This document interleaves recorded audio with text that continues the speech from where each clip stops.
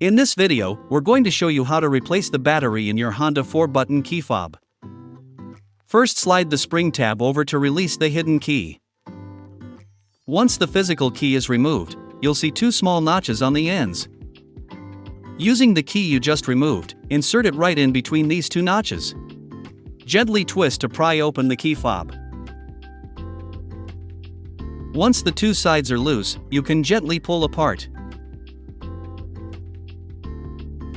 Now lift the battery out.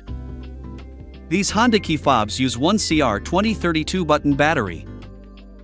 You can find a link to the battery in the description below. Replace with a new battery and push into place. Then fit the two cover pieces together and push down to snap the tabs back in place.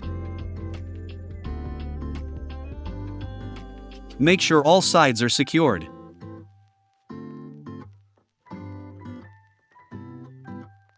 Now, insert the physical key back in place and you're all set. There you go, hope that was helpful. Please don't forget to like and subscribe for more tips. Thanks for watching.